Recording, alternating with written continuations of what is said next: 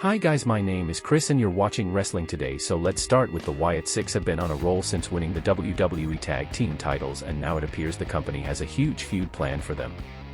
According to Bodyslam.net, WWE has been planning a feud between the Wyatt Six and MFT for a while and now are expected to begin a feud in the near future.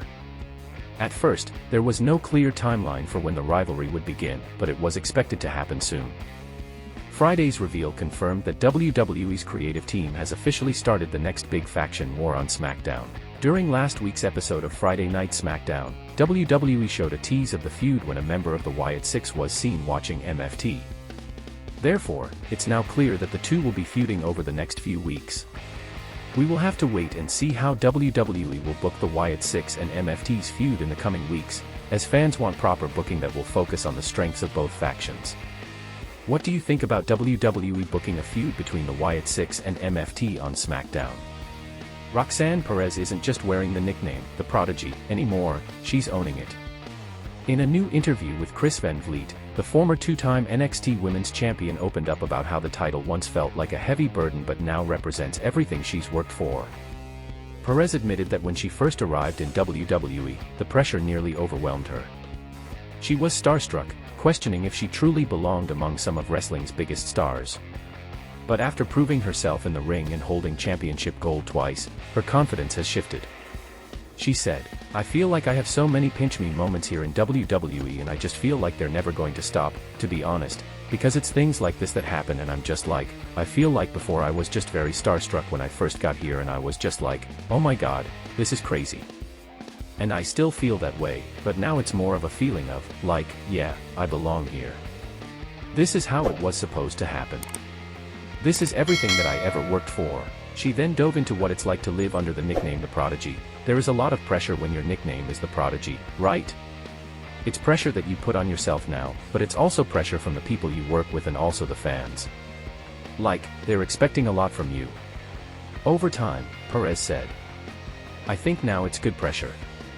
I think, like how I said before, it was the pressure of like, okay, am I the prodigy? Can I live up to that? Am I as good as I say I am when I'm surrounded by all these people? And now I'm like, yeah. I am the prodigy. I've been doing this for 10 years now. I can hang in the ring with Alexa Bliss, with Miko Satomura, with Asuka, with all these women. And I'm like, yeah. I feel like I finally solidified myself as what I say I am."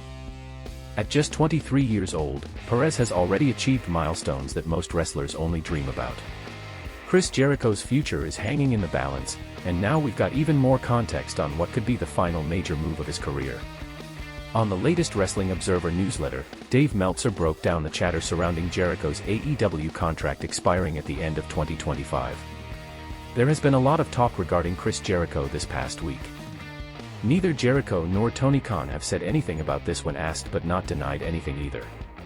Jericho's contract expires at the end of the year. There are those in AEW who believe that he's not going to be back and will start in WWE as a Royal Rumble surprise. Meltzer stressed, "The only thing we've heard from WWE is that they expect him, but keep in mind at this stage of everything, if he's looking to go there or negotiate with them, he's going to give that impression.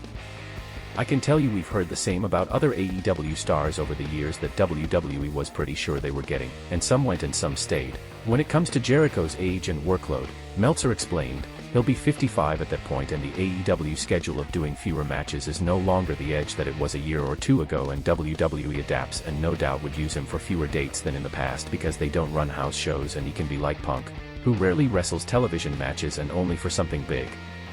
Meltzer closed by pointing out, most wrestlers because of comfort don't go back and forth, but for career longevity switching companies every few years freshens you up. Jericho, who helped launch AEW back in 2019 and became its first world champion, could be about to pull off one last legendary career twist. A WWE return, possibly kicking off with a Royal Rumble surprise, would instantly place him back in the spotlight on wrestling's biggest stage. Thanks for watching.